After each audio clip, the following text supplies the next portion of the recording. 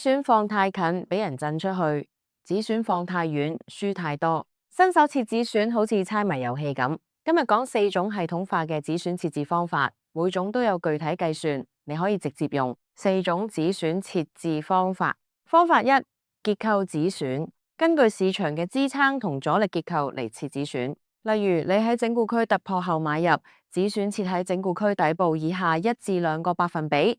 理由係如果跌返整固區突破無效，你嘅入場理由消失，離場係正確。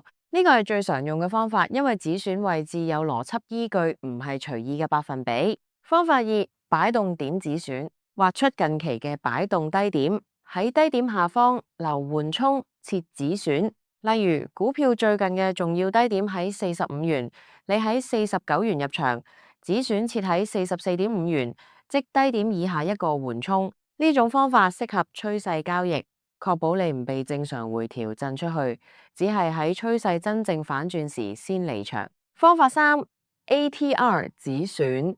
ATR 係平均真實波幅，量度市場嘅正常波動幅度。如果某股嘅14日ATR 係3元，代表佢每日正常波動約3元，止損設喺入場價以下1.5至2個 ATR， 即3元乘以1.5等於4.5元，所以止損設喺入場價以下4.5元。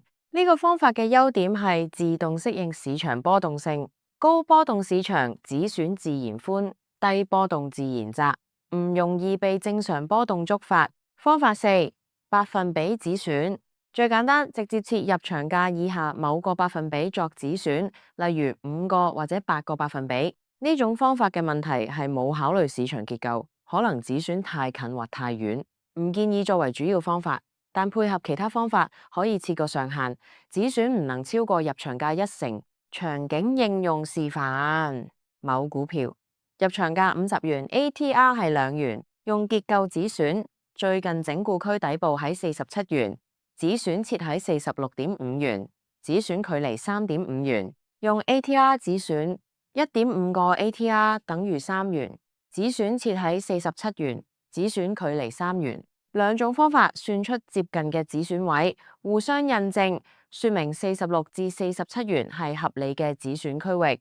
倉位計算：風險金額2000，止損距離3元，倉位等於2000除以3約等於666股。3大錯誤拆解。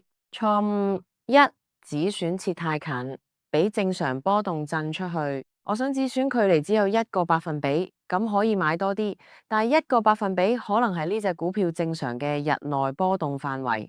你設嘅唔係止損，係保證俾人震出去。止損要設喺如果跌到呢度，我嘅入場理由明確消失嘅位置，而唔係我希望唔好輸太多嘅位置。錯誤2：俾人止損出咗之後，馬上喺相同位置再買。止損出咗，但我仲係睇好，馬上再買。如果你嘅止損邏輯係正確嘅，觸發止損代表你嘅入場理由已經唔再有效。重新買入前要重新評估市場，而唔係即刻追翻。錯誤3：入場後把止損向下移，話俾佢多啲空間。剛才設咗45，但佢跌咗落嚟，我覺得應該俾多少少空間，改去43。鎖係唔係俾空間，係放棄風險管理。每次向下移止損都係新嘅合理化行為，虧損邊界不斷擴大。向下移止損係最危險嘅操作習慣之一。